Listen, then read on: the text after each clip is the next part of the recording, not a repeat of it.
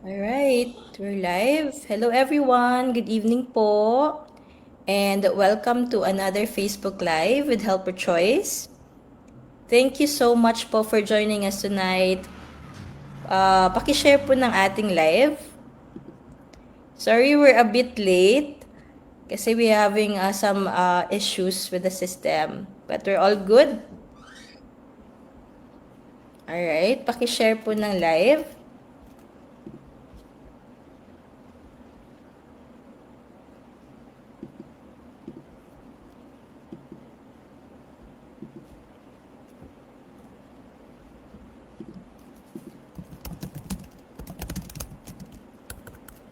Alright, we have 2 viewers.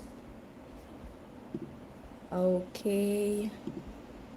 Share lang po natin yung live. So, let's wait po for a couple of minutes para po makapag-join po yung iba sa atin. Okay, we'll give everyone a little more time to come in before we officially start. Alright. Oops. Let's see if we could share our live as well.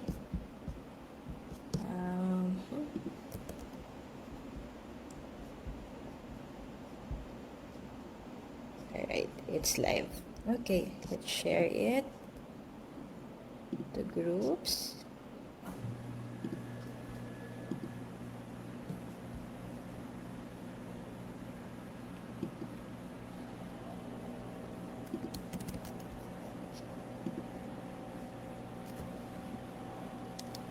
Alright, we have 4 viewers. Thank you so much for watching po. Pakishare po ng ating live. We will start po in a couple of minutes. Okay. Share lang po natin.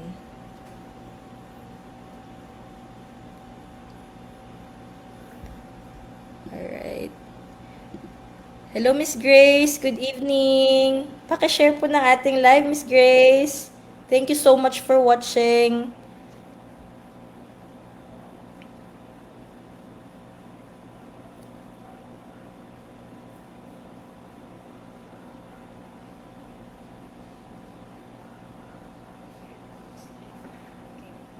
Okay. You can comment po kung saan po kayo ngayon nanonood. Alright, let's start.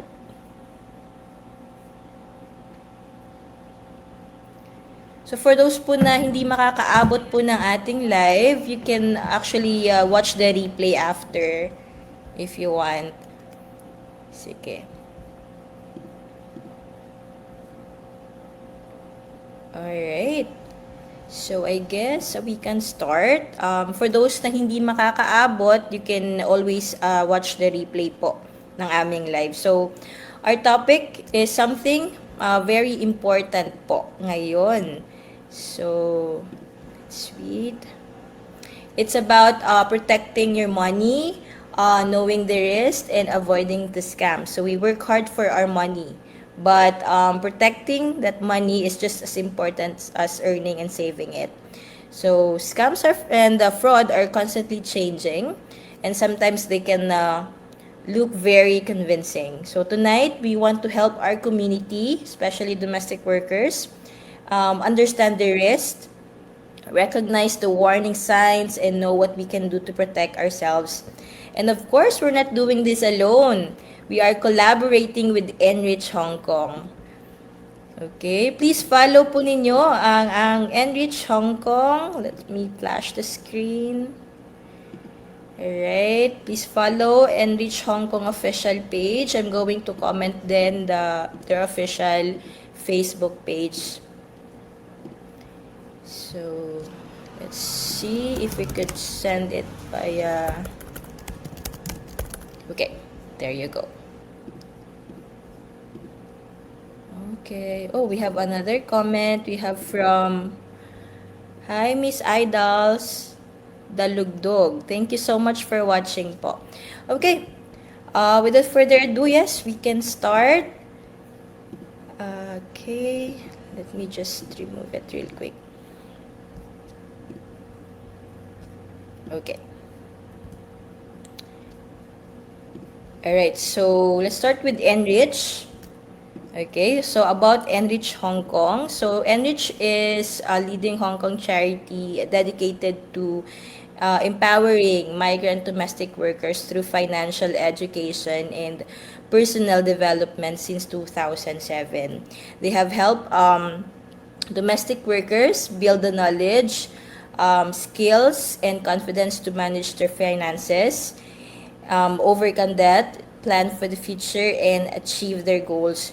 We're very happy to have Enrich with us tonight to share practical knowledge that can help community make safer and more informed financial decisions. So tonight we are joined as well by Sir Raul Pentespina. Okay, let me just flash it real quick. All right. We are joined by Mr. Raul Pentesfina. Let me just come in. Sir Raul. Good evening, sir. Good Thank you so evening. much for joining us tonight. So, Sir Raul po is an experienced financial literacy and business development trainer who has been facilitating Enrich training since 2007. And yeah, before we start, Sir Raul, could you briefly introduce yourself and tell us more, tell our viewers about the work you do with the migrant workers? Okay, good evening, Lisa, and good evening to all our viewers tonight. No? Um, so, as mentioned by Lisa, we're doing this program understanding loans, financial risk, and scam protection for domestic workers. So, I'm working as a trainer at Enrich. We do financial literacy programs and workshops to equip the migrant domestic workers in Hong Kong to be financially literate and empowered so they can um, protect their hard earned money in Hong Kong. So tonight is very timely because there's a lot of scams going on in Hong Kong and all over the world. No? So that's our objective for tonight is actually to educate domestic workers also in terms of borrowing money. So that's the topic for tonight, understanding loans. And then we raise awareness of the common financial scams targeting migrant workers. And then we provide practical tips to help the domestic workers make informed financial decisions. So kaya nandito kami ni Lisa to discuss these topics for tonight. All right. Thank you so much for that brief introduction, Sir Raul. Yeah, so let's, without further ado, yeah, we're very much honored as well to have you join us tonight for this very important topic. Without further ado, yeah, we can start with Part na. Okay. our. So Uh, we will do a very quick presentation, and then after you can have a chance to ask questions online, or you can just type on the comment section. Okay, let's start with the first slide.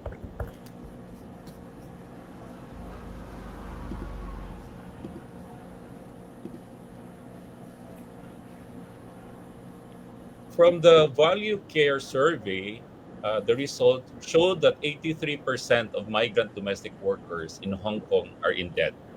So that's a big number, no? 83%. And the question that comes to mind is why? Bakit? Why are we why are domestic workers uh, in debt? So, from your experience, Liza, anong mga rason? Why are they in debt? Bakit nangungutang ang isang domestic worker sa Hong Kong? Anong usually, reason?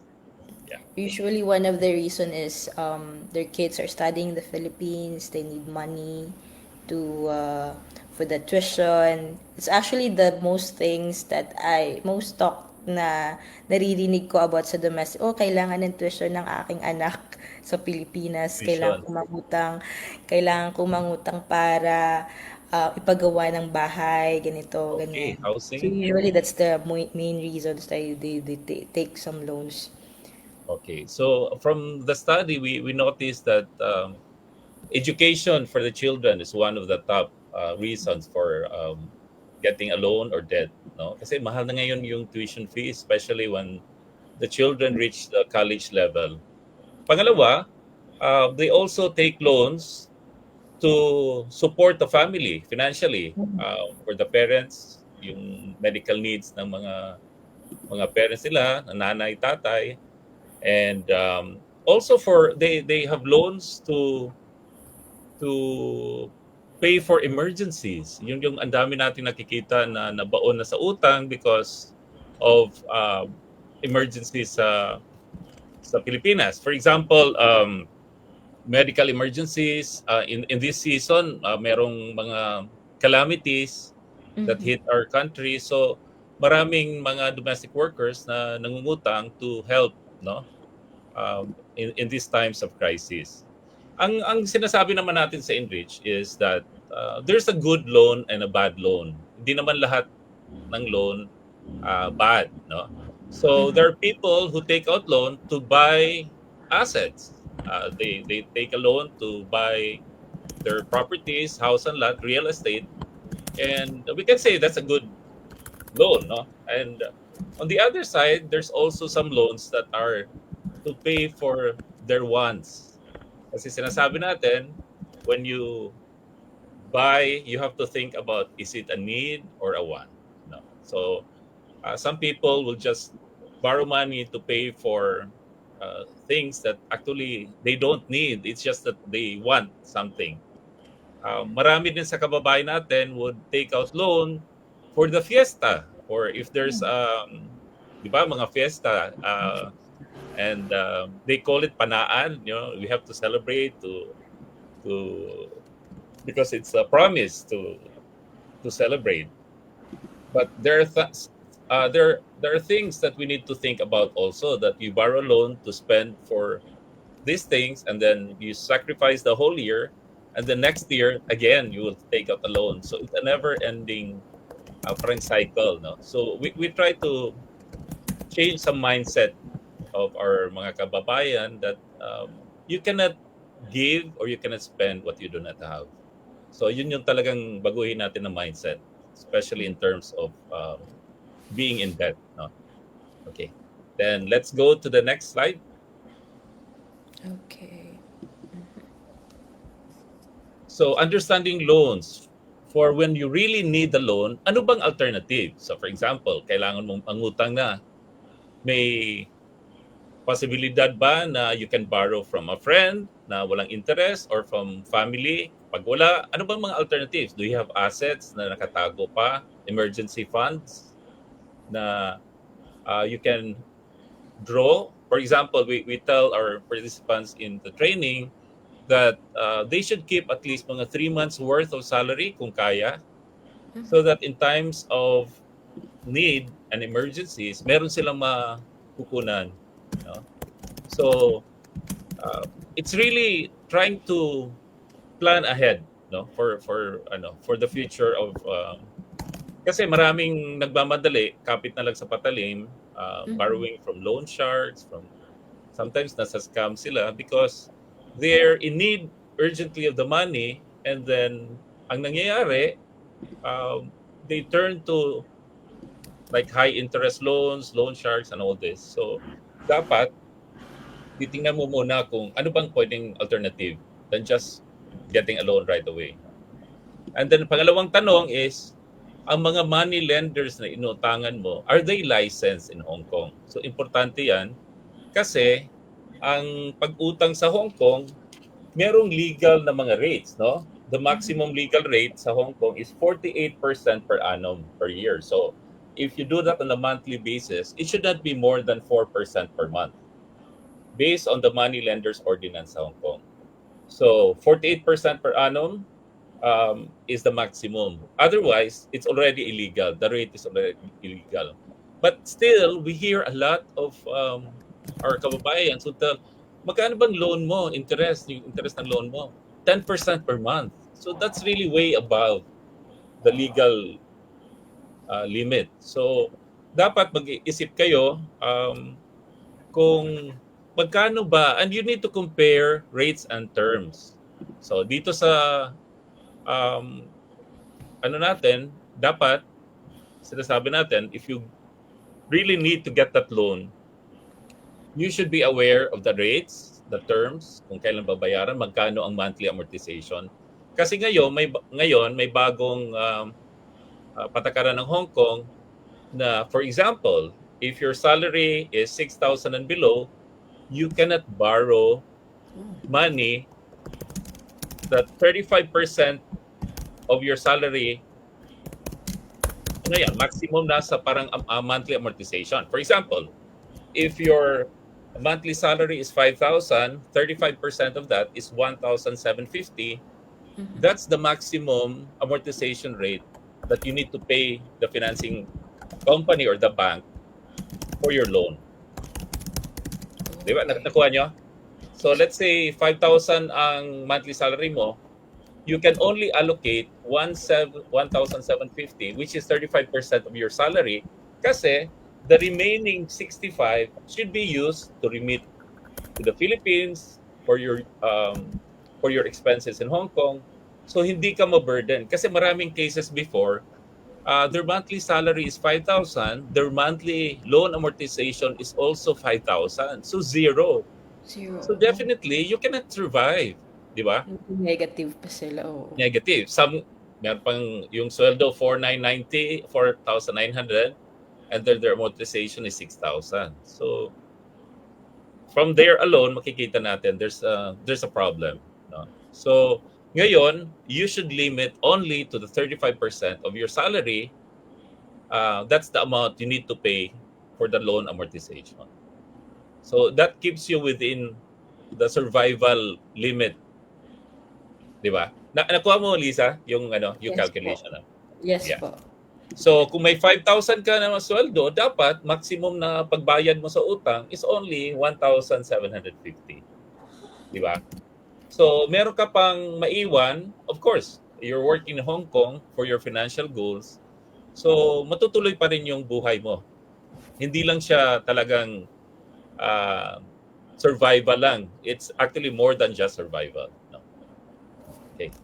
So tama yung sinulat mo dito. If your monthly salary is 5,000 and the maximum you should allocate for loan repayment is 35%, that means around 1,750 per month. This helps make sure na may matitira pa rin for your daily expenses and remittance to your family. Yeah.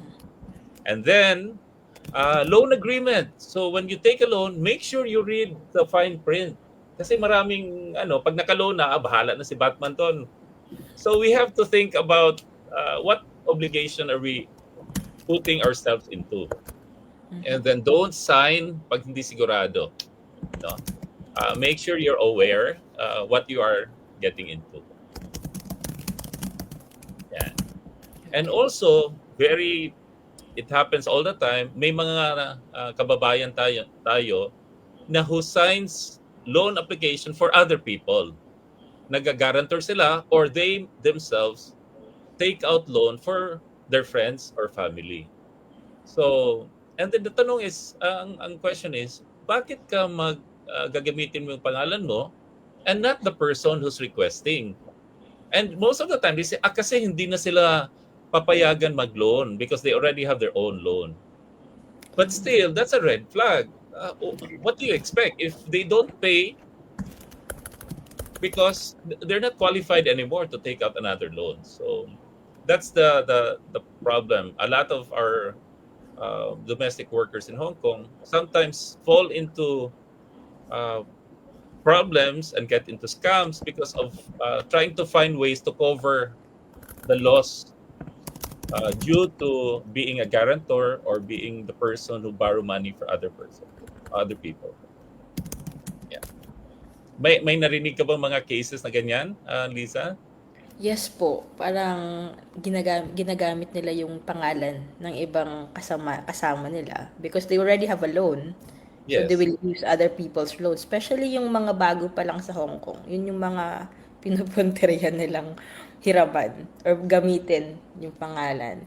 So Yeah. there are those who are really new in Hong Kong, especially domestic workers na first timers, they are Yes. not aware of it. So yun.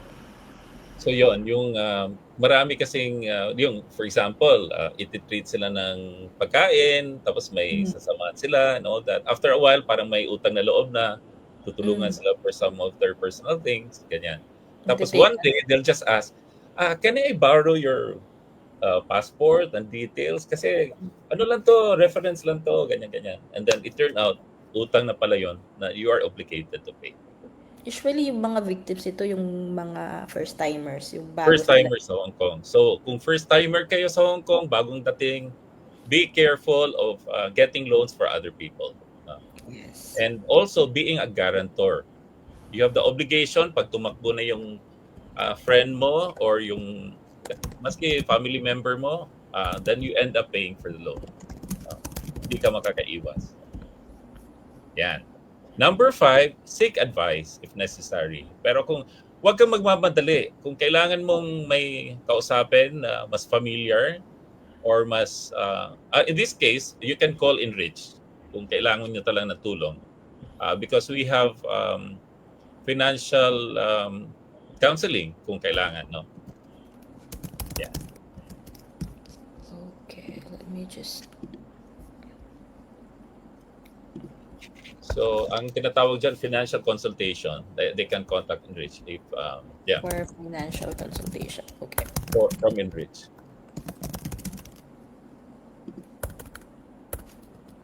Okay, remember, borrowing is spending money you have not yet earned. So, di ka pa kumita ng pera, ginastos mo na. And then, never borrow money for spending. So, yeah, yung mga wants natin, pag-ipunan muna bago mag-gastos. Yeah. That's a good reminder. It's not only for the new ones, but everyone, every domestic worker should be aware. Okay, borrow only when necessary. So, sinasabi natin, not the need, it's only the need, not the want. No? So, usually, mga emergency, yan, may picture dito, hospitalization, ganyan. And ngayon, typhoon season, so, and it's only for temporary solution and emergencies. And then, able to repay quickly and on time. No? So, importante na meron kayong emergency fund. Kasi kung may pondo ka sa bangko, then you don't have to get a loan. No? Very important. Mag-set aside kayo ng emergency funds. Okay. So, punta tayo sa frauds and scams. Ano ba mga scam?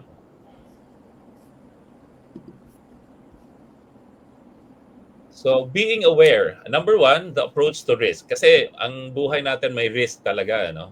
So, we should be able to identify that risk, understand, manage, and reduce. Okay, so number 1, anong pag-identify natin sa risk? The next slide.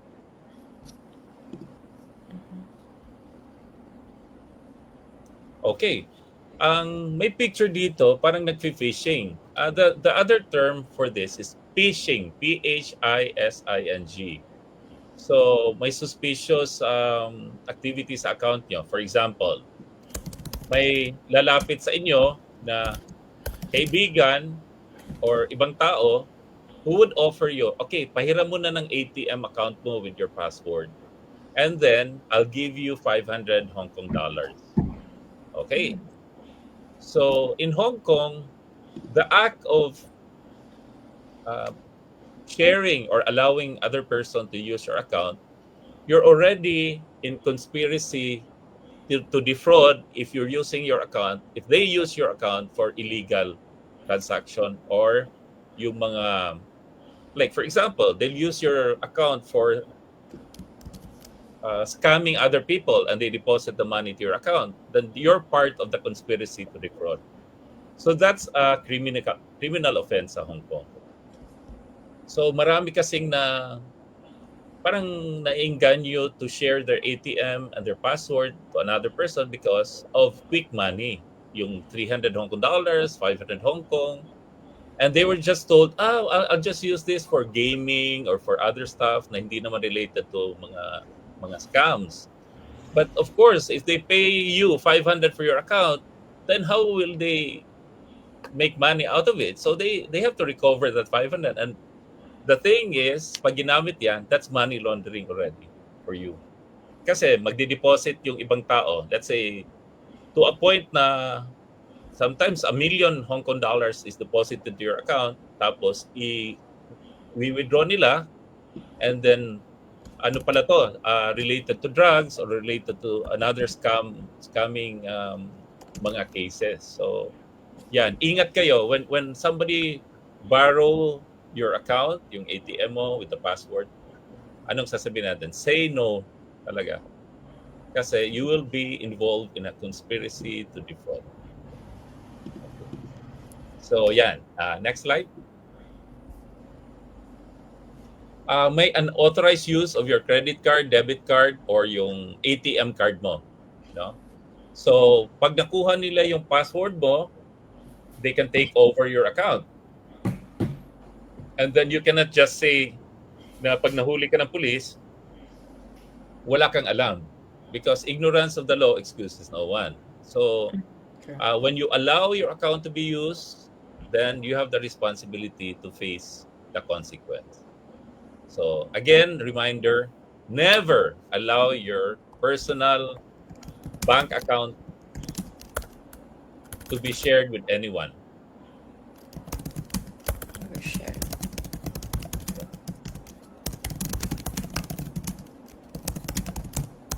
Okay. Ayan. So, next slide. So meron ding mga scam na you're involved in making or authorizing the payment yourself. For example, may AFAM online romance. Okay. Sasabihin ng friend mo, by the way, darling, papadala ako ng 100,000 sa iyo. Okay, kunin mo na yung 10,000 for your iPhone or yung magandang phone. So happy ka, you receive the money, 10,000 for your personal iPhone. And by the way, pakisend mo naman sa friend ko dito sa ibang bansa. Yung 20,000, 30,000, 40,000. So gagamitin ka to resend some of the money, let's say 100,000, 10,000 sa iyo, 90,000, sent to different accounts all over the world. Pero scam pala yon.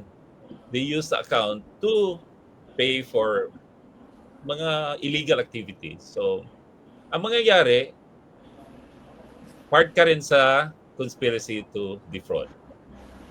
So, nakikita mo, Lisa, yung Yes po.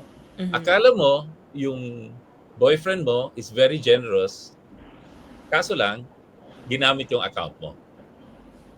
Di ba? Baliktad yung sa ikaw nagre-remit sa boyfriend mo. So, scam din yon, di ba? So, ito naman reverse ang nangyayari. Yung account mo yung gagamitin. Yung account mong gagamitin. So, it involves you authorizing the payment yourself. Ikaw nagpapadala, di ba? So, hindi mo alam ang rason kung bakit papadalan mo ibang tao dito sa listahan ng pinadala sa iyo ng boyfriend mo online. Yan. So, isang isang scam yan na you should be aware. Kasi yung iba magsasabi sila, hindi naman ako nagpapadala ng pera sa boyfriend ko. But, ang siya pa nga nagpapadala sa akin. Di ba? Parang hindi masama, di ba? Papadala ka ng pera. So, anong problema doon? Pero once your boyfriend asks you to remit it to other people, pag-iisipan mo ngayon, bakit kaya anong negosyo nito? Kung minsan sasabihin nila, may business transaction ako, I need to pay those people. Ang sinasabi natin, hindi lahat these are cases na nangyayari. And maybe some boyfriend are really generous na magpapadala sa'yo ng pera. Then well and good, di ba? Pero if this is a pattern na magpapadala ka ng maraming tao, then something, red flag na. So we must really be vigilant when it comes to our accounts. Yeah, you should be vigilant. Kasi ang fraud naman ng scam, it may sound parang harmless, pero actually you're part of the scheme already of the conspiracy to defraud.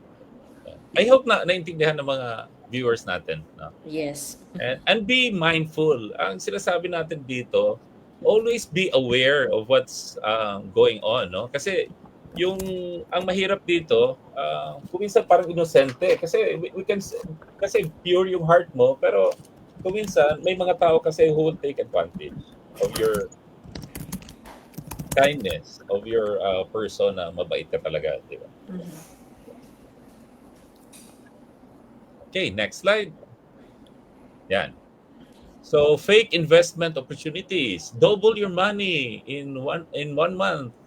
Yung mga gold investment.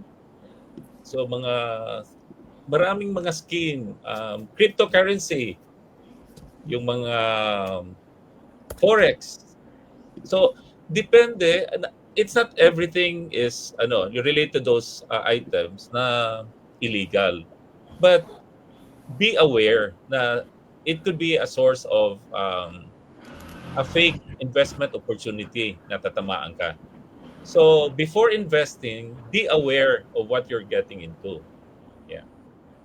Kaya may training program kami with Enrich, growing my money, showing you how to grow your money in a legal and safe and parang sigurado na way of investing. Kasi ang daming ngayong mga scams related to investment. May narinig ka ba? I think in the Philippines marami din ganyan, di ba, Lisa? Yes po, marami po. Lalo na ngayon because we're using online. A Yeah. lot. Yes po. So marami through online kasi madali na ngayon. Banking is on Dali your na. phone, Mhm. di Lahat ba? na. Lahat Pati na. bayad. Lahat na online na yung ginagamit. More on digital age na tayo. So, this is really very rampant. Especially dito nga sa Pilipinas. Yeah. Ang sinasabi ko naman sa mga mga estudyante sa Enrich, you get your money, fold it, put it back in your pocket. So double your money na lang. So Mhm. keep it safe kasi hard-earned money sayang. For example, may scam, fake investment. May picture ng mga baboy. Let's say 6 na baboy. Oh, mag-invest ka dito ng mga 40,000 pesos. It will double in 45 days or 50 days, ganyan-ganyan. And then this guy is showing everyone the picture of the 6 piglets. So mag-invest lahat. And then after 15 days nawala na yung tao who's getting all your money for that piggery investment. So mga ganyan, yung simpleng scam pero may niloloko pa rin, no? So yan, be aware sa mga ganitong klaseng uh, anong tawag nila? Get rich quick ng mga scheme. So when it's good to be true, it's too good to be true, maybe it's not true. Yeah. Okay, next slide. By the way, the viewers can also ask questions from us, di ba? Lisa, pwede silang Yes po. Yes po. mag-send. Viewers, audience, you can ask your questions. You can drop it in the comments and later on, Sir Raul will answer it po. Okay, let's flag this one. Next slide po tayo. Okay, next slide. Okay, here. Ayan. So, approach the risk. Identify, understand, and then manage. So, next slide. Okay. Fraud, scams, and pervasive. Meaning, nagkakalat na tong mga scams. Kahit saan na lang. Online, sa email, sa cellphone natin, yung mga yuwon, ganyan-ganyan. Paano ka mananalo? Hindi ka nagbili ng raffle ticket or hindi ka nag-join. So, mga red flags, no? Be aware kasi pervasive na. Very rampant na tong mga scammers.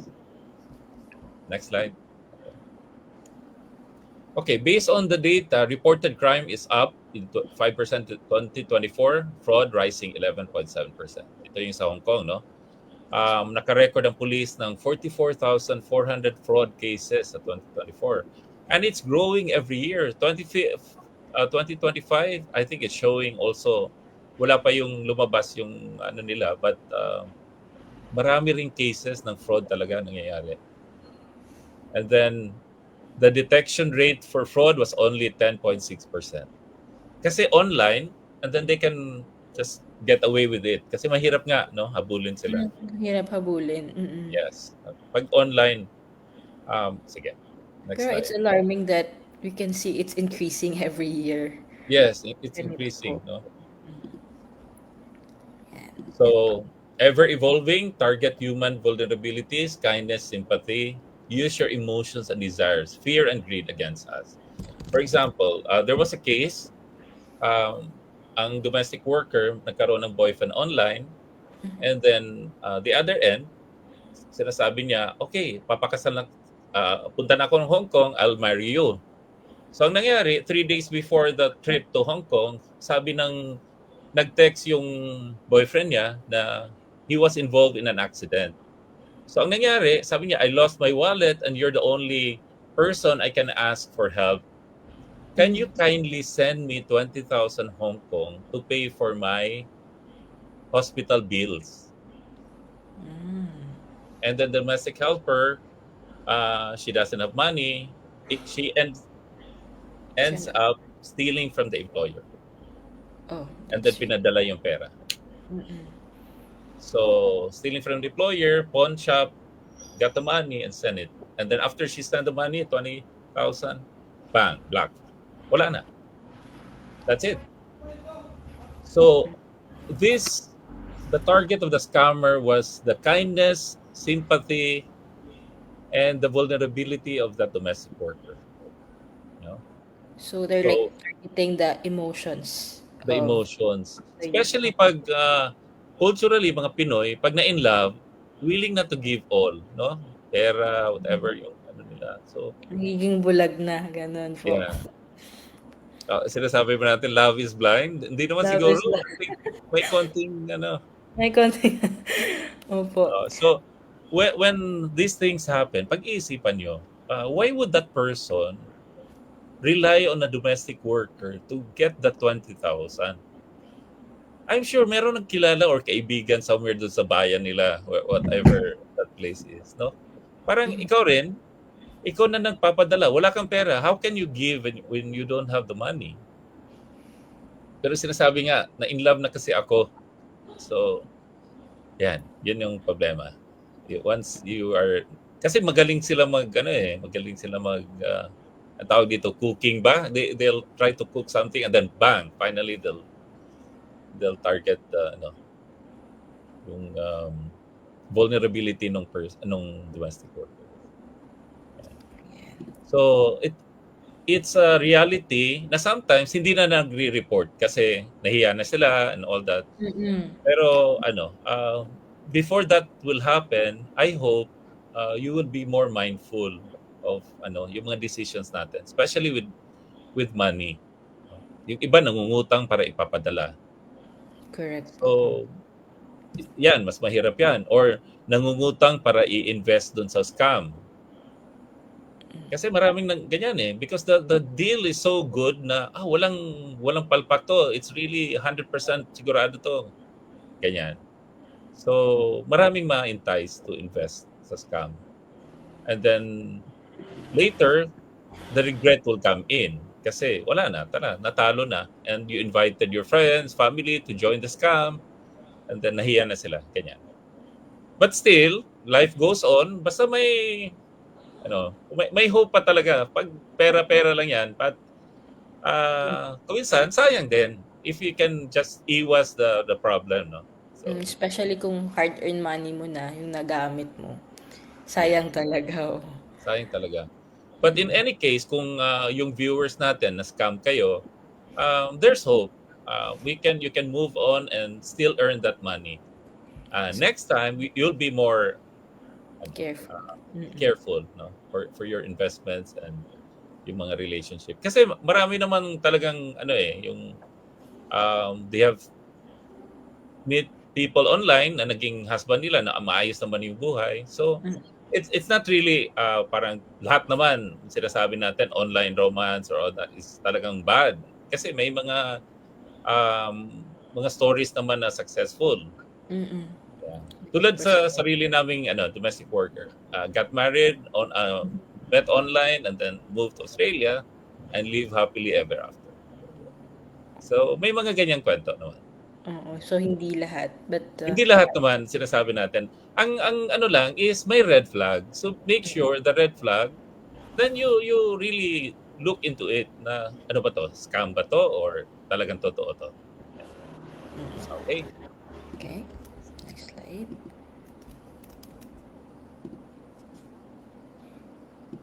Okay, designed to catch victims off guard, exploit when our defenses are down, create heightened state of emotion, fear, and excitement. Okay, one scam. For example, papadala ako ng gift sa'yo from abroad, no? Nasa box. And then, may tatawag sa'yo on the other line. Ah, ito yung customs officer. Kailangan naman i-release to or brokerage ng ano. Kasi malaki palang pinadala. Kailangan magbayad ng tax to get it out of customs or ganyan. And then, the person naman receiving on the other end, talagang magpapadala ng pera or jewelry or ganyan. So, magbabayad ngayon. And then scam pala yun. And then after you give a few hundred, mga few thousand, sasabihin sa'yo, illegal pala itong kasama dito, may droga, ganyan. Tatakutin ka ngayon. Fear.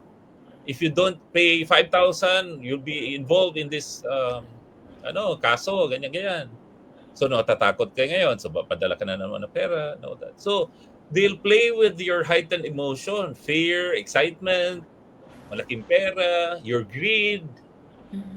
So, combination lahat. And then, you end up giving money, 5,000, 10,000, until ma-realize mo, scam na pala to. It's not happening. Yan. May narinig ka bang ganyan na papadala ng gift, package, tapos magbabayad para ma-release? Yes po. Actually, I cannot say the name, of course. It's a friend of mine as well. Na ganun nga, magpapadala yung, I think, ano siya, magpapadala ng gift yung boyfriend niya na Yeah. sa labas. Tapos, kailangan niya mag-shell out ng money to get that gift sa customs.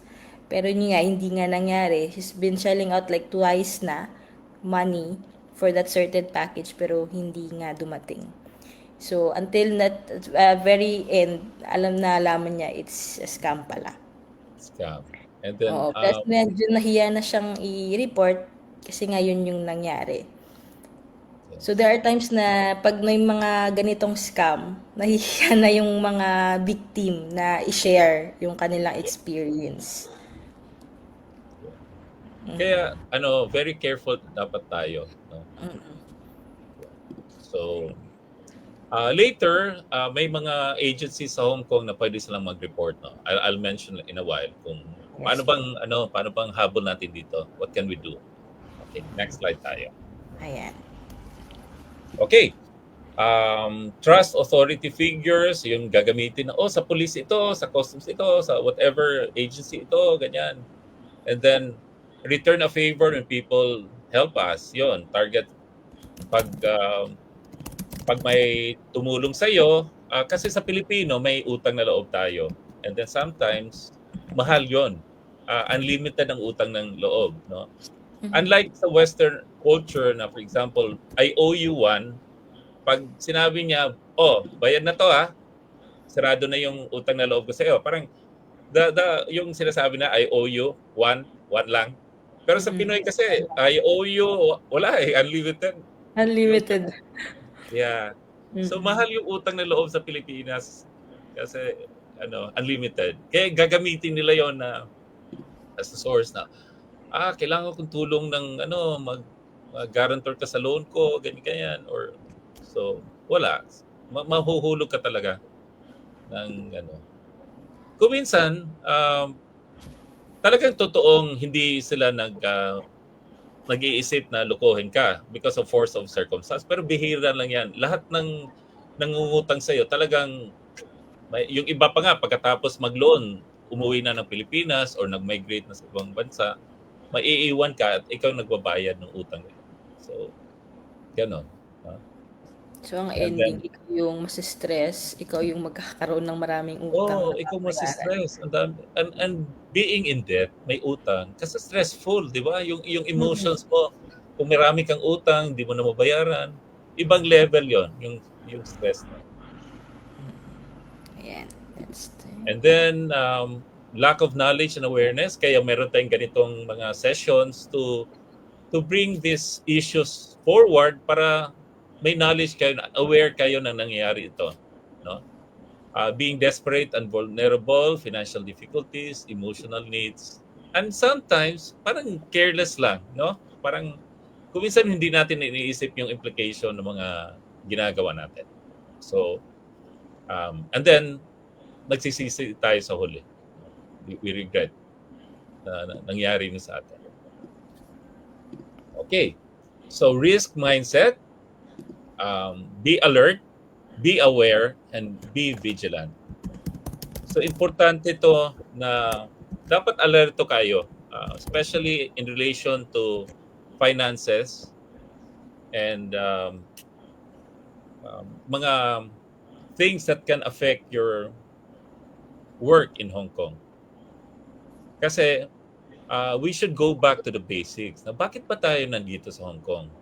When you first came, your reasons are, number one, to help the family, education for the children, retirement fund, magkaroon ng capital to set up a business. So maraming financial goals. May short-term, mid-term, long-term goal kayo. Pero while you're in Hong Kong, parang nawawala na yung direction mo. Hindi mo na-check yung sarili mo. Are you still going to achieve those goals? Isang goal pa rin yung magkaroon ng bahay, house and lot, magkaroon ng agricultural property, yung magkaroon ka ng farm, ganyan. So, yung focus mo, kuminsan, with all these scams and all, ma-derail yung mga plano or yung mga financial goals nila. So, be alert, be aware, be vigilant. So, very important ito. Yan. Tama at all times. And then, approach to risk, manage. How do you manage? Yan. The next slide. Yan. Ito yung sinasabi ko na grupo sa Hong Kong. This is ADCC. Pag na-scam kayo, this is one of the agencies. This is under the police. Ang ADCC is actually an anti-deception coordination center under the Commercial Crime Bureau ng Police, Hong Kong Police. So ito, pag you can screenshot this and then you can click the link, tapos makikita mo paano i-report, paano ang sa Hong Kong pag na-scam ka. No? This is one of the agencies, Commercial Crime Bureau ng Police, Hong Kong Police. And then the next slide, ito yung sa loob ng ADCC Scam Alert, may mga points sila, anong mga scam, marami kayong matutunan dito, na mga information na makakatulong to be aware of what's going on, no? Saka mga alert ng mga bagong scam lalabas dito, para mas ma-familiar kayo sa nangyayari. So ADCC is Anti-Deception Coordination Center. So, did you get that? And then the next group is the Cyber Defender. Ito yung one-stop cybersecurity and anti-scam initiative na na-establish ng Cyber Security and Technology Crime Bureau. Ito naman yung isang parte ng Hong Kong Police, CSTCB naman. Sila yung sa Cyber Security and Technology Crime Bureau.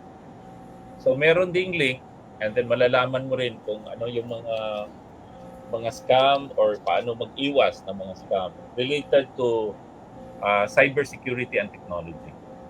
Oh, okay. So gagawin mo lang, screenshot mo yan, and then pwede mo nang i-link or i-copy yung link later. Alright. Yeah, viewers, you can screenshot po the QR code. QR Then, code. if you want, we can also, okay, I can comment the links in the comment section para ma-access nyo po.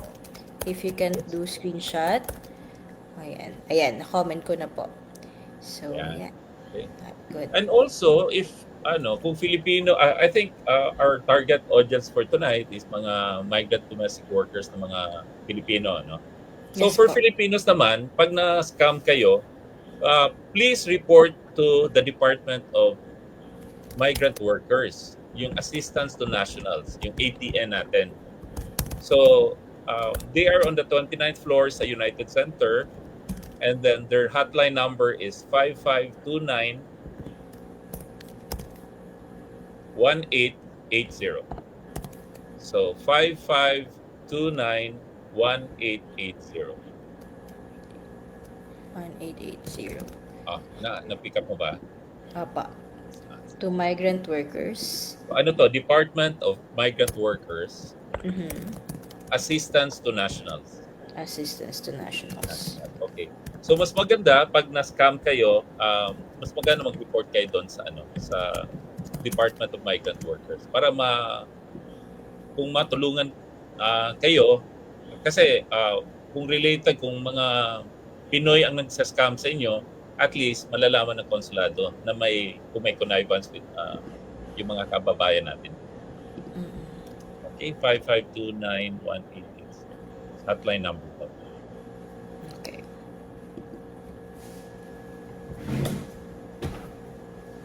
Okay. So, next slide tayo. Worst scenario besides death and life-threatening illness. Ang risk naman dito sa Hong Kong pag related to health, meron namang insurance ang mga domestic workers dito, di ba?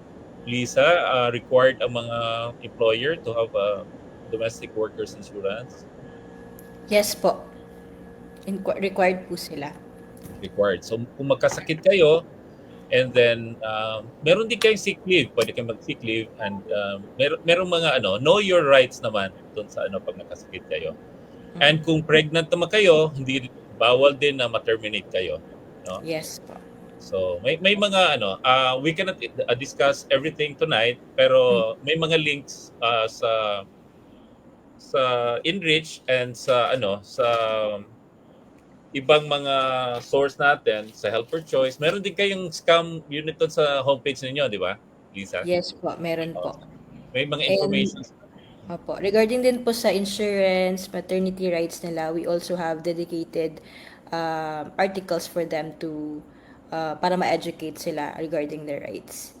Yeah. So, importante rin, know your rights and know yung mga privileges ninyo sa Hong Kong. Okay.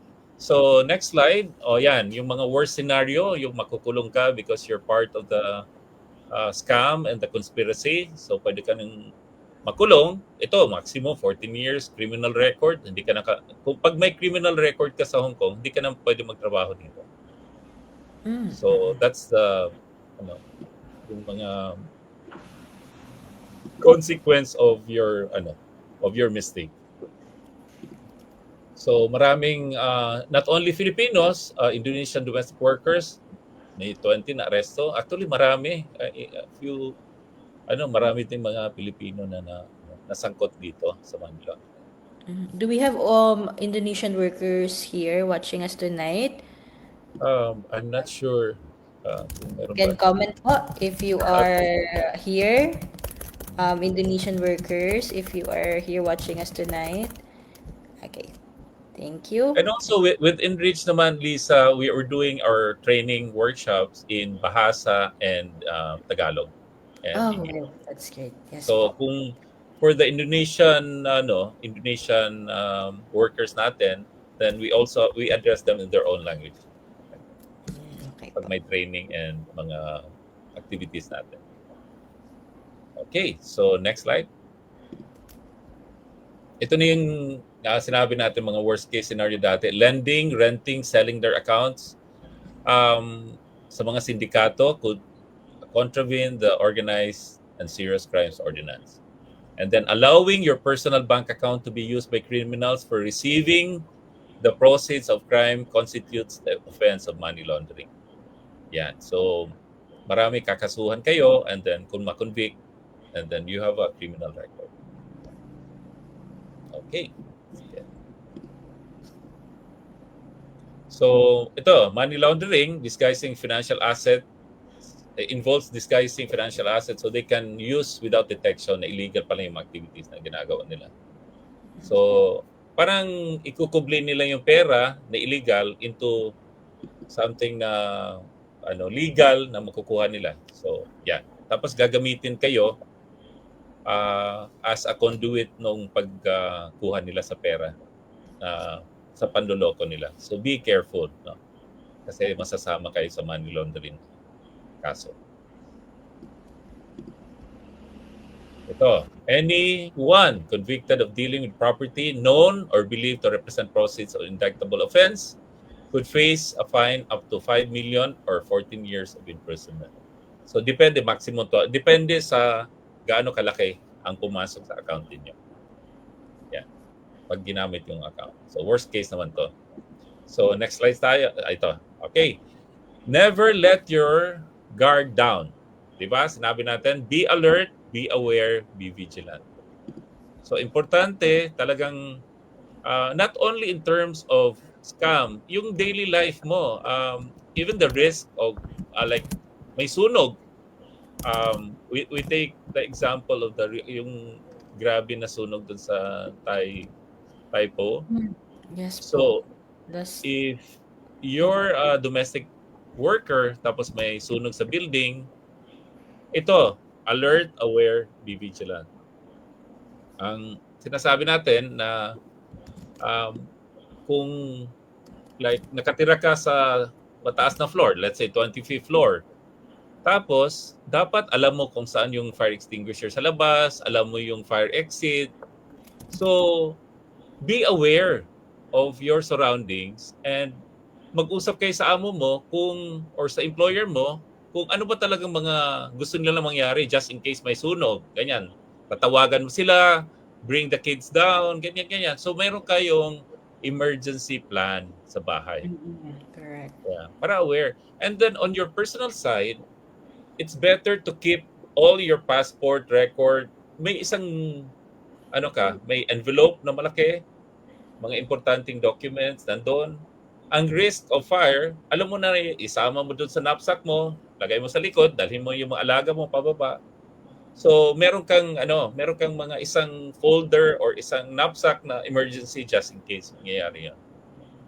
So, pag-isipan nyo rin, anong gagawin nyo? Hindi lang yung bubuhatin mo yung refrigerator, di ba? At dadalhin mo sa baba. So, think about the mga important documents na hawak ninyo. Yeah. Kasi mahirap i-reconstruct. Especially kung may lupa kayo na title dito, yung mga may driver's license ninyo, yung mga passport, yung mga ganyan, kontrata, and all that. So, Dapat kasama yun sa inyong emergency plan, yung mga emergency documents plan. niyo, very important documents. Yan, may importante dokumento. So, yon. And then you talk to the employer kung anong mga expectation. Kasi yung iba, hindi nila alam. May popo sa bahay, may like grandmother, may apo, may ganyan. So, yan. So, importante that you should be aware and alert. Okay. When someone asks you for money or anything related to bank account, ano na? Red flag. So, we cannot emphasize enough na kung may hihiram, may magbabayad, bilhin yung account nyo, huwag nyong ibigay yung account ninyo. Okay? Especially mga bank account, mga online information related to online banking, mga ganyan. So, if something is too good to be true, it usually is not true. So, yan. So, kumisan, if in doubt, consult, no? Consult sa konsulado, konsulta sa Enrich, konsulta sa mga sa Helper Choice or sa mga organization na tumutulong sa mga migrant workers. Questions? Parang ang bilis ng panahon. Parang kulang yung oras, no, Sir Raul. But yeah, let me see. Before we jump into our live questions po, nag-collate po kami ng questions from the Helper Choice community that we'd love to get your insight po, Sir Raul. Here are some of the questions they sent. Sige, flash natin yung screen. So, ano mga questions nila? Let me just pull it up real Ano na quick. to, parang bite size kasi wala tayong limited yung time natin. But we can do more later, no, with our workshop. Yes. Ayan. So how do I set financial boundaries with my family members who constantly ask for extra money? Okay. So, paano ba? Kasi culturally, ang Pinoy, mahirap tanggihan, especially tatay, nanay, kapatid, to say no sa request nila, no? But you should think that you cannot give what you do not have. So, kailangan ba talaga to? For example, anak, padala ka naman ng 20,000 kasi nasira yung bubong natin. Kasi may bagyo, ganyan. So, wala kang 20,000 at this time. Pero, sasagutin mo in a nice way yung tatay mo na, "Tay, pwede bang ano, Volcasil lang muna tayo diyan at kasi wala pa talaga sa budget ko," ganyan. In a nice way. Kasi kung minsan, ang pagsagot natin, tone of voice, nakakasakit din sa mga matatanda, di ba? Pag Mm. sinagot mo yan na, wala akong pera, wala na. Mm. Nasisira na yung relationship. So sinasabi natin, we can set the boundaries with our family members in also in a very tactful and, mahinahon na way of saying no. The bottom line is we should be able or start to say or set boundaries and say no to family members. So, Okay. yeah. Nakuha ba? Yung, ang importante is how to say it in a nice way. No? Yes. Okay. What is the safest way to invest my savings in my home country while living abroad? Depende sa marami kasing investment vehicles. So one of our courses in Enrich is actually growing my money. So I suggest, we'll invite everyone to join that session para malalaman mo how to invest in the stock market, how to invest in bonds, yung mga mutual funds, ganyan. So marami kasing investment vehicles ang available for a migrant domestic worker, and depende sa magkanong pera mo, no? Kasi sinasabi natin, ang investment is risk and liquidity. So, kailangan alam mo yung appetite for risk. So, let's say sa 1 to 5 na risk, hindi ka pwedeng mag-high risk. Dapat dito lang sa 1 to. So, mga safe yan, mga time deposit, bonds, mga ganyan. Mm. Yung mga MP2, SSS, mga investment sa yung pang long term. Mm. And the other side naman, liquidity. For example, mag-i-invest ka ng stock market, pero next month, kailangan mo magbayad ng tuition, hindi rin pwede yon kasi you have to see long-term yung investment mo. Di ba? So, depende sa appetite mo for risk and depende sa anong liquidity ng life mo at a certain point. So, maraming combination yon. Okay. Okay. Let me just... Ayan. Meron yata tayong viewer na MP2 from Miss Faith. MP2 Save Invest joined NH Hong Kong. Marami kayo matutunan. I guess Ay, isa si Miss Faith sa nag-join sa program ninyo. sa Nagko-comment. Enrich, marami. I am so happy na parang they really apply what they learn from Enrich, no? Mhm. Kung minsan may nasalubong ako sa Central sa Hong Kong, sabi niya, "Oh, Sir Raul, every time magbibili ako ng sapman, yung mga $10 yan, maririnig ko yung boses mo. Is it a need or a want? Ba to? Parang ibabalik na lang niya kasi parang want naman to, hindi naman to need." Parang ganyan. So, that's good Parang to know. nag-iisa pa siya. Kailangan niyang i-ano muna kung needs Oh, niya ba yun or wants. pag-isipan. Kaya yung boses ko Pag-isipan. kasi malakas yung boses ko. Kaya, siguro na pasok sa isip nila. But good to know that you're doing it, no? Nag-i-invest kayo for the future. Okay. How much money do I actually need to save before I can retire comfortably back home? Actually, depende rin sa lifestyle mo. Di ba? So, walang fixed amount na magkano. Pero ang suggestion ko, may option kayo. For example, kung wala ka na sa Hong Kong, wala nang sweldo. Anong alternative na makukuha mo na cash na pumapasok every month? So pag wala ka ng Hong Kong, either mag-invest ka, may return ka sa investment, or meron kang business na ongoing na bibigay ng pera sa cash flow mo. Di ba? So, usually, may mga success stories natin sa mga participants. Sabi nila, uwi na ako. Oh, kumusta na? Oh, kasi ganito. Meron na siyang nabili na pwesto sa market, dalawa. Pinaparent niya ng 15, so may 30,000 na siya per month. So, parang kaya na niyang mabuhay kasi meron na siyang cash flow every month at 30,000. At sinabi niya, I'll get back the other stall sa market, then I will do business. Ang 15 na renta will help me for my personal gastos. Ganyan. So, depende sa inyo. You should think about what is your alternative when you go home. No? Either income from your investment or income from your business.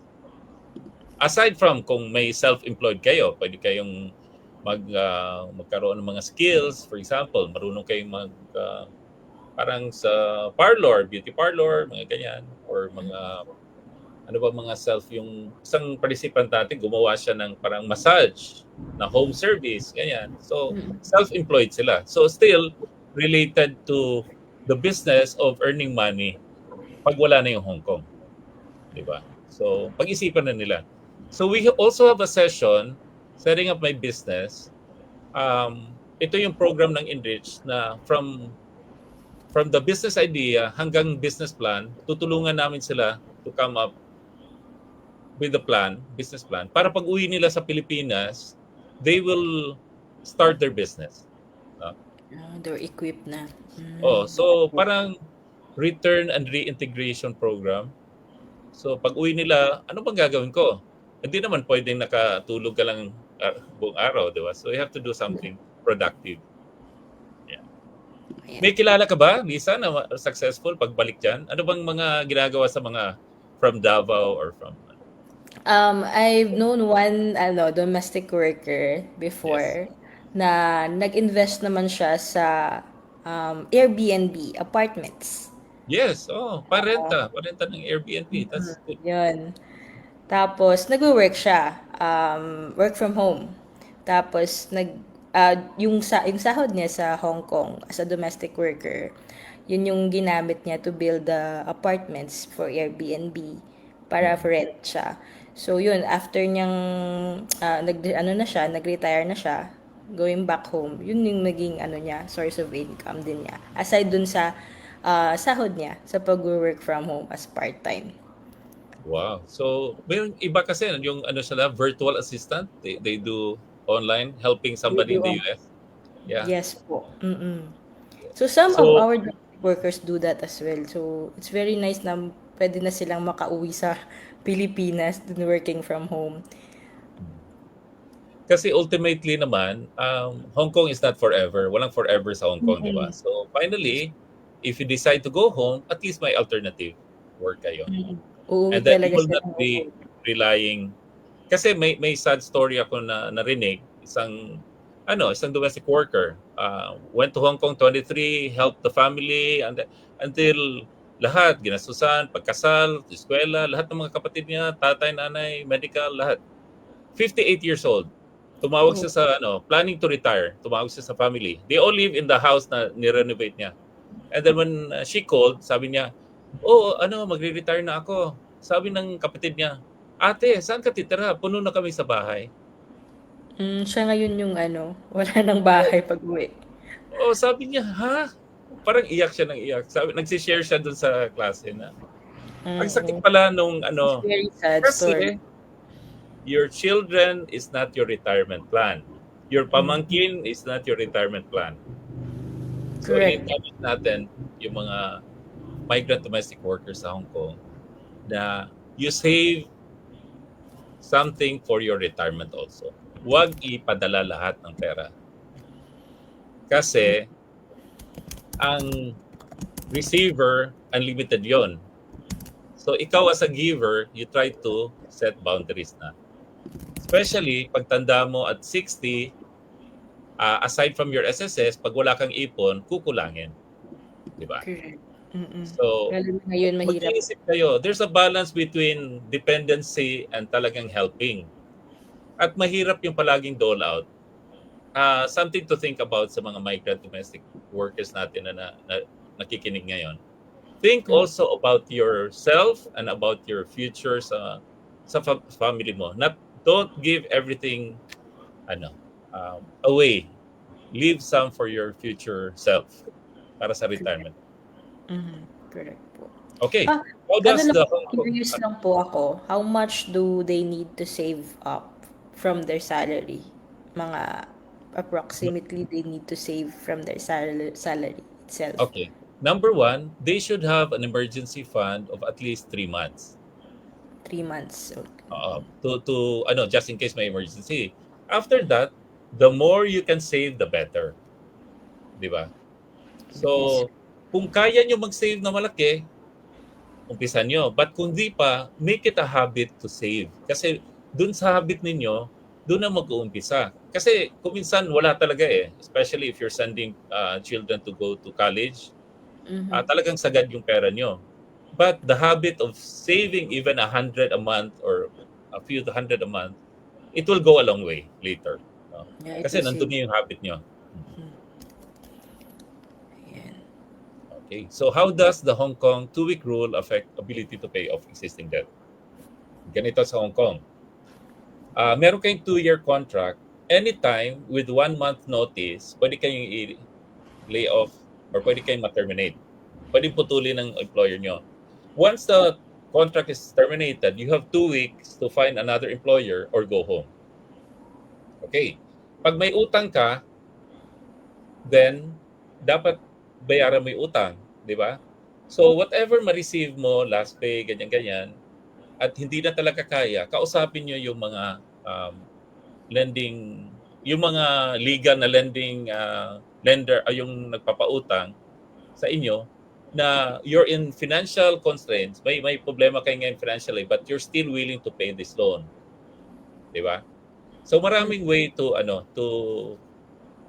talk to the mga licensed money lenders. Kuminsan nag-agree naman sila na pwede pang i-restructure to while waiting for me to come back to or to find a new employer.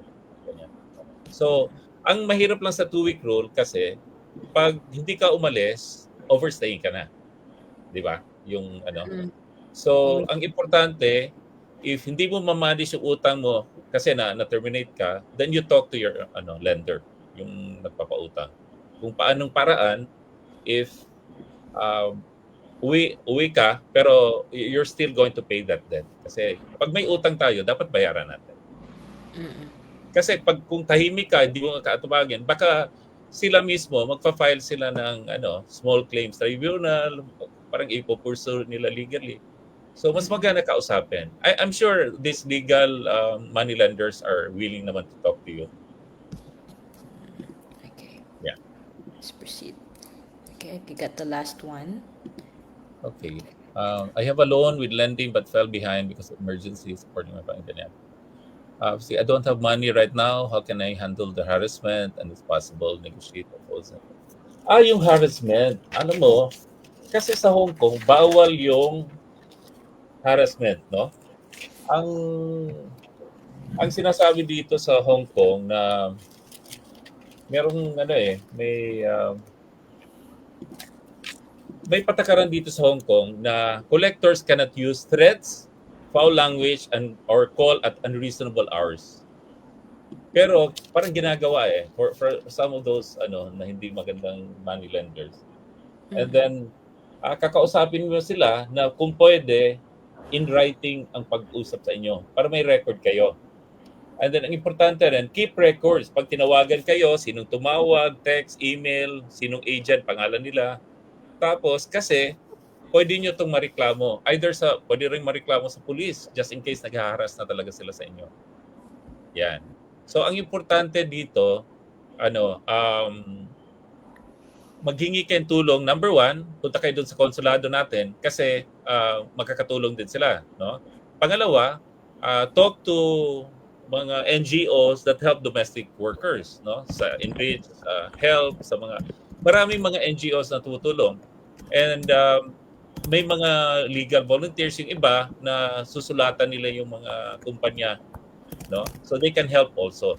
So when you have this problem of harassment, number 1, report to the Philippine Consulate.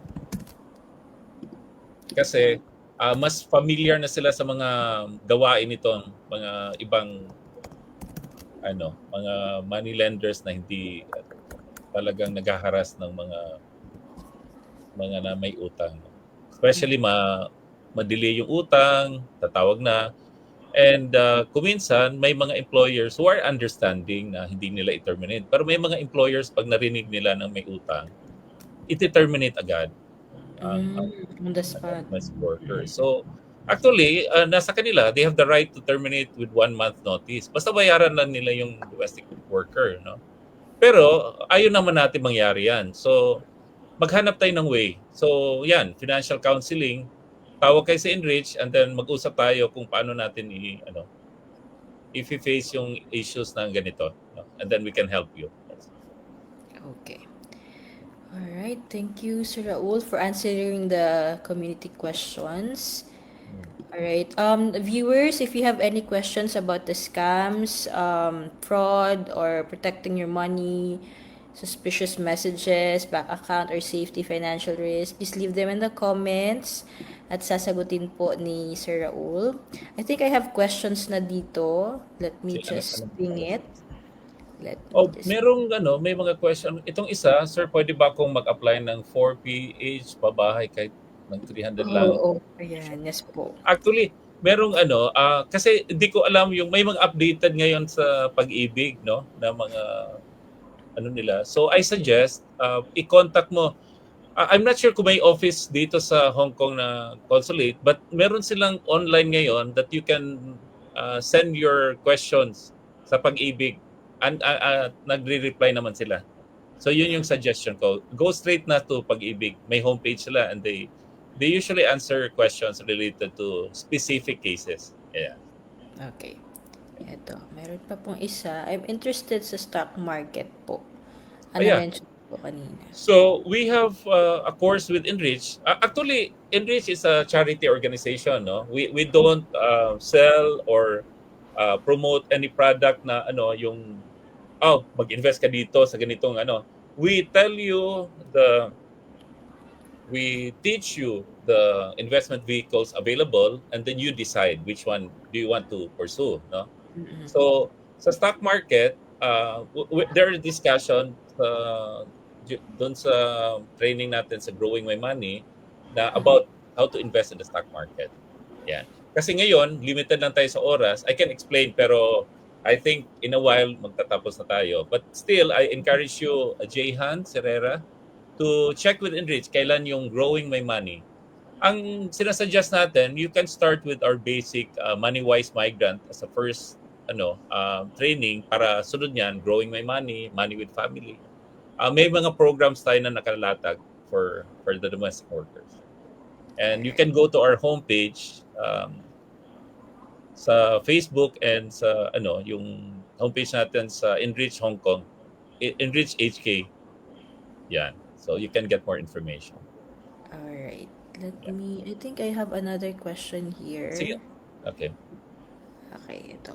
Paano po namin malalaman kung legit at license ang isang lending company dito sa Hong Kong? I think Yeah, meron tayong link actually sa Hong Kong government. Meron tayong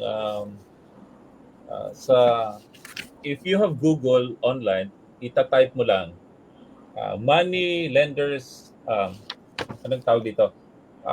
Licensed money lenders in Hong Kong. And then i-click mo yan, may link doon, makikita mo yung mga registered licensed money lenders Hong Kong.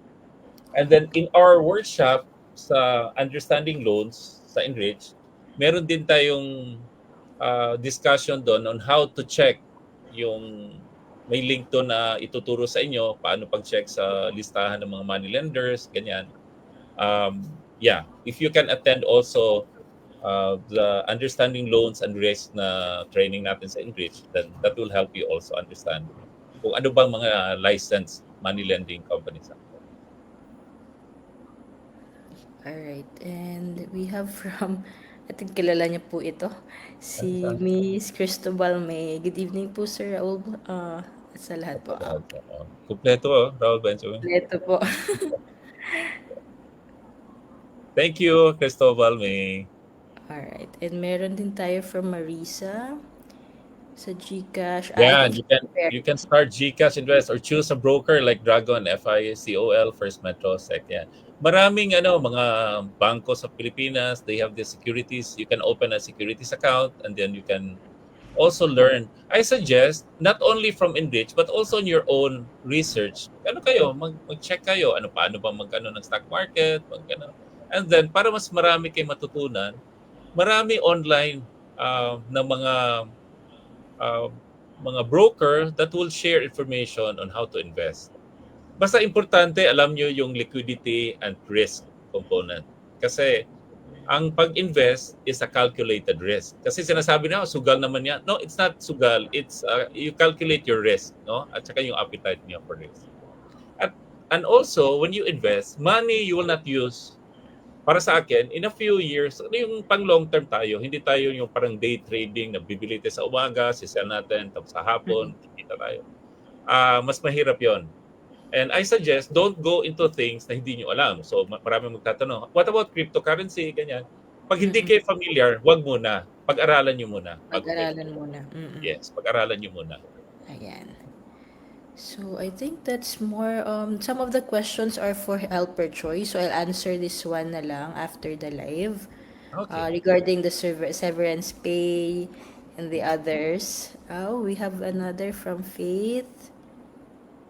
Okay. I think one of the students yata to ng Enrich. Oo, Si Faith. for ambassador namin, Faith Love. Ambassador Oh, Faith yeah. Love. Join Enrich Hong Kong workshops, Money-Wise Migrants, Speak Up, yung mga empowerment, mga workshops natin, Growing Up My Money, Growing My Money, Money and Family, Lifelong Learner, Understanding Loans and Risks, and then Setting Up My Business. Oh, ganda, kompleto. Siguro nag-graduate na.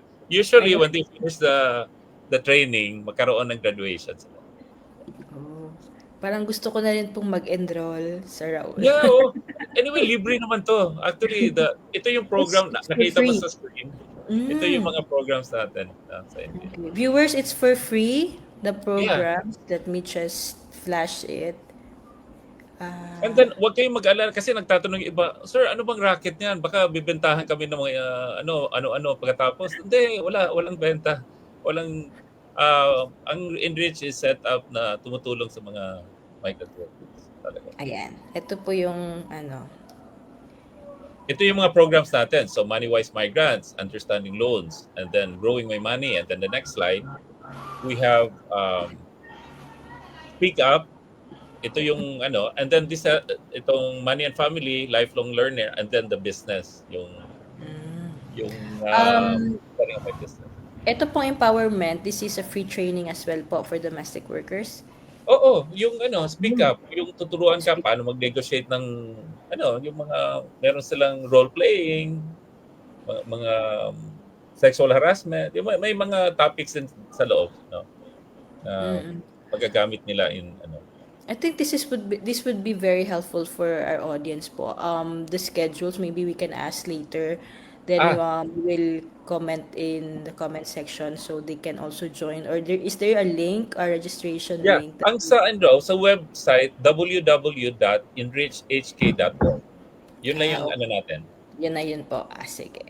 And then the number is WhatsApp number is 59813754. Ayan, may yung contact natin. So Facebook, Enrich HK. So you'll just sign up, mag-ano ka sa Facebook or sa webpage, and then you can sign up sa mga courses natin. Okay. Yeah. So audience, this is for free. You can visit po www.enrichhk.org or contact po. This is your WhatsApp number 852-5981-3754. Or you can follow them on Facebook po. They can also send you a message po sa Facebook po ninyo. Yeah.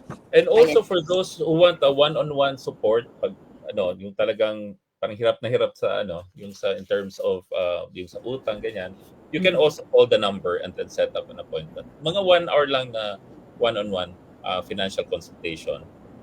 Okay. You can take the screenshot, audience, contact numbers, or you can visit directly their website po. Okay. Let me see. Ito pong business workshop. Ito namang business workshop, meron tayong module sa introduction sa business, family business, tapos building a business plan. So ito yung whole set of workshop na tutulungan sila from business idea to business plan.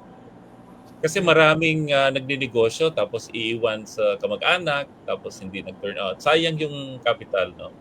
So we want to make sure when you invest your money for business, talagang it will be sustainable and magsa-succeed naman. Alright. So I think that's it. That's it. All right.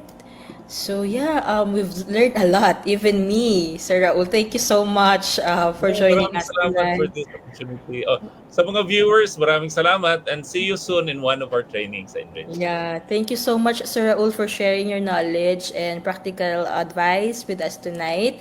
And thank you, Enrich Hong Kong. Please follow their page, Enrich Hong Kong. I will share the link po sa comment section. For the programs, you can visit the website. I will also share it in the comment section po, yung direct link for you to register. Then, here you go. All right. So for everyone watching, for those who did not were not able to catch up the live, you can watch the replay po. And continue to share po yung live. Please follow Helper Choice and Enrich Hong Kong and share this live with your friends, fellow domestic workers. The information you share today might help someone avoid becoming a victim of scam tomorrow. So once again, thank you, Sir Raul, for Thank you. joining Welcome. us tonight. Yeah, And thank you also, Lisa. Yeah. all right. We hope to Sige see you pa. again. Pero ano siya, kulang yung time. It's Yes, really yun very nga, marami pa informative. sana, no, to discuss. Pero, Oo. But we're hopefully, limited in time. we will have another session soon. Yeah, thank you so much, Sir Okay. Raul, and have a great evening po. You too. Okay, and everyone Bye. listening. Thank you.